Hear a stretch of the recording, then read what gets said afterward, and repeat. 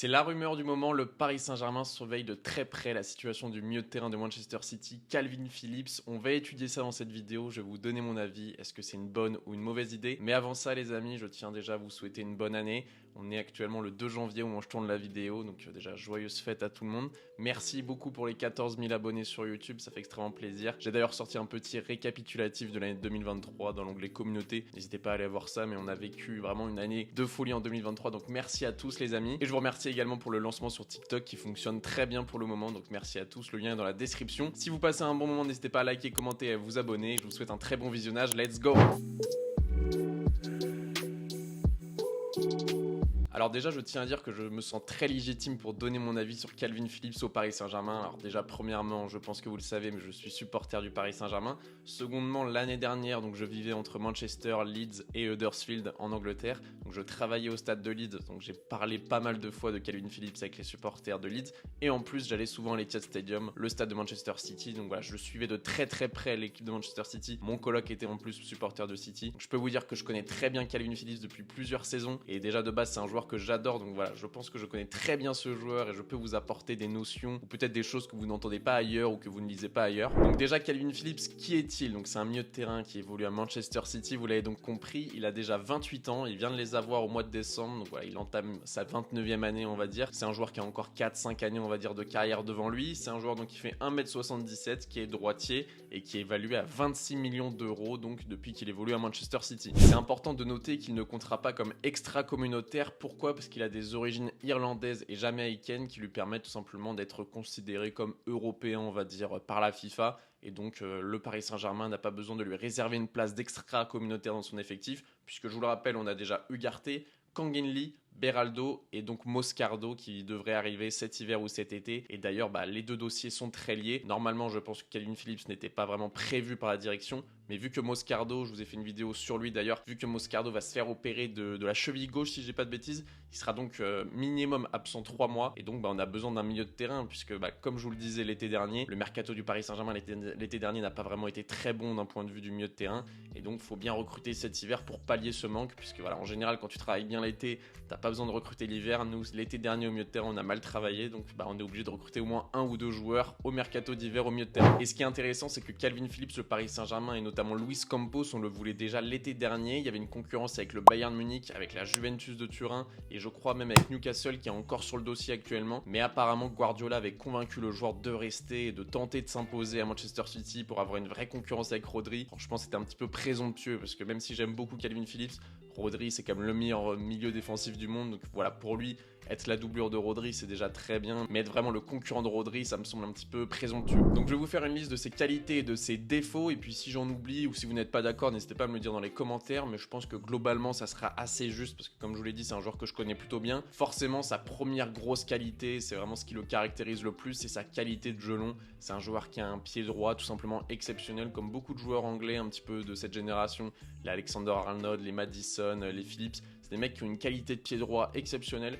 Lui, voilà, il était comparé à David Beckham lorsqu'il jouait à Leeds pour ses transversales, on va dire, qui traversaient tout le terrain. Il peut te mettre la balle où il veut à 60-70 mètres et je pense que c'est pour ça qu'on va le chercher. On en reparlera à la fin de la vidéo dans mon avis vraiment définitif.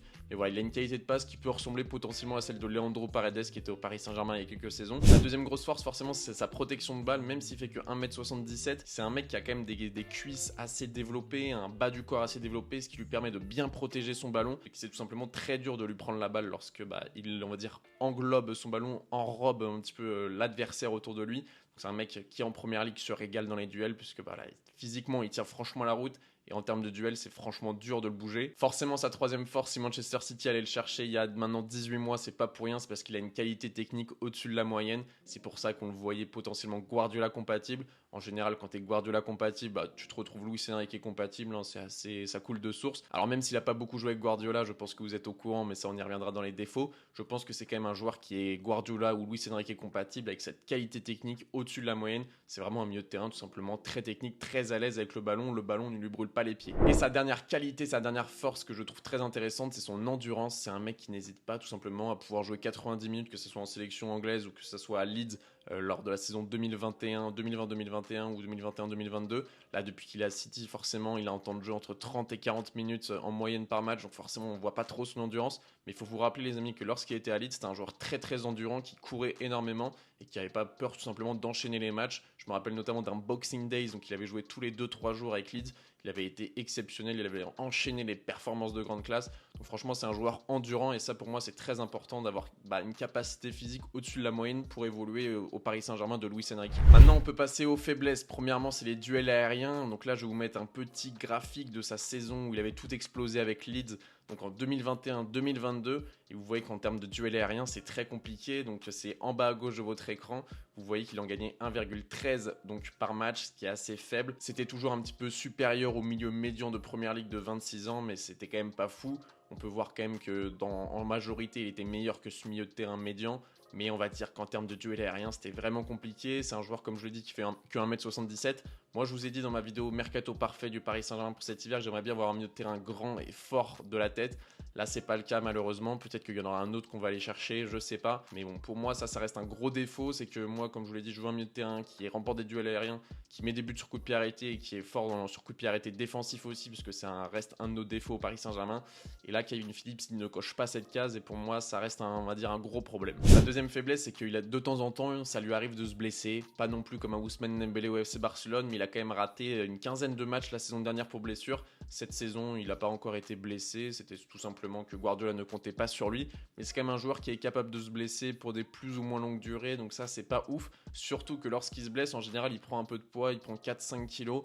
C'est un mec qui a tendance à stocker. Je pense que c'est un gars, lorsqu'il aura pris sa retraite, il va prendre pas mal de poids, un peu comme un Wayne Rooney. Donc ça me fait un petit peu peur. Ça me rappelle un petit peu le grand Neymar Junior. J'espère que ça va pas être le cas, qu'il va pas se blesser s'il vient au Paris Saint-Germain. Et là, le dernier défaut qui est vraiment notable, c'est qu'il ne joue plus depuis 18 mois, qu'il a très peu joué sur les 18 derniers mois, donc même en dehors de ses blessures. Il est tout simplement à 1300 minutes, donc en 18 mois, ce qui équivaut à 15 matchs complets, les amis, c'est vraiment pas énorme. C'est comme s'il avait joué que 15 matchs en un an et demi avec Guardiola. Donc je pense que déjà pour lui, partir soit à Newcastle, soit au Paris Saint-Germain, puisque c'est les deux clubs qui se positionnent sur lui, ça sera très bien pour lui, puisque voilà, il va pouvoir relancer sa carrière à 28 ans, il arrive vraiment au pic de sa carrière, je pense que pour lui c'est très bien. Mais est-ce que c'est un bon choix pour le Paris Saint-Germain? Je vous donne mon avis tout de suite. Donc déjà pour le joueur, comme je vous le disais, pour moi c'est un excellent choix, donc même en dehors du fait de retrouver du temps de jeu, etc., je pense que mentalement ça va lui faire un bien fou de partir un petit peu de ce coach, de ce banc de Guardiola, de Manchester City. Je pense que ça va lui faire un bien fou de rejouer au foot. On sait qu'un joueur de ballon, ça a envie de jouer au ballon tout simplement, c'est un joueur de foot. Donc ça va lui faire du bien de recourir un petit peu sur les pelouses, même si en sélection anglaise, il a toujours continué à jouer, même si Guardiola ne le faisait pas jouer. Là encore, avec le dernier rassemblement de l'Angleterre, il a joué, il a été titulaire. Southgate, le sélectionneur de l'Angleterre, compte vraiment sur lui et ça prouve qu'il y a quand même une qualité chez ce joueur. Il ne le laisse pas non plus à la porte comme Guardiola. Mais en dehors de ça, il y a aussi l'Euro cet été et je pense que peut-être que Southgate a dit à Calvin Phillips, certes je te fais confiance, certes t'es un joueur que j'adore, mais l'Euro, j'ai envie de le gagner. On sait que l'Angleterre, pour eux c'est hyper important cet Euro. Peut-être qu'il a dit à Calvin Phillips, trouve-toi un club où tu vas enfin jouer, où tu vas pouvoir arriver en forme à l'Euro. Et ça, je pense que pour le joueur c'est très important. Donc pour Calvin Phillips, je pense que venir au Paris Saint-Germain, c'est pas forcément le meilleur choix. Pourquoi? Parce qu'au PSG, il sera pas forcément titulaire indiscutable. Il sera en concurrence donc avec Manuel Ugarte. Ils ont deux profils totalement différents. Ugarte est un joueur beaucoup plus chasseur, beaucoup plus défensif, beaucoup plus, on va dire, qui va courir énormément derrière le ballon. Et Calvin Phillips, c'est beaucoup plus un joueur de possession, un joueur, donc comme je vous l'ai dit, qui aime bien jouer long, qui aime bien, on va dire, faire le jeu, un petit peu un régista, si on peut dire ça comme ça. Donc deux profils totalement différents et je pense que dans le PSG de Luis Enrique, Ugarte sera quand même devant. Donc pour Calvin Phillips, pour moi, c'est pas l'idéal. Pour lui, ce serait mieux d'aller à Newcastle. Mais moi, comme je vous l'ai dit en début de vidéo, c'est un joueur que j'adore tout simplement et j'aimerais beaucoup le voir au Paris Saint-Germain sous forme de prêt avec option d'achat. Je pense que ça serait la meilleure décision. Pourquoi? Parce qu'on s'engagerait à rien tout simplement. Si on part sur un prêt avec une option d'achat à 20 millions d'euros, je pense que ça serait gagnant-gagnant. Comme je vous l'ai dit, lui, il reprendra du temps de jeu, il pourra se relancer. City, potentiellement, pourrait le vendre cet été 20-25 millions d'euros et aller chercher un gros joueur cet été, parce qu'on sait que ça parle notamment de Kimmich, de Goretzka. Donc voilà, peut-être qu'on les aiderait, même si ça me ferait chier, parce que j'aimerais bien qu'on prenne des top joueurs aussi. Ça me ferait chier, mais bon, pour eux, ça serait pas mal.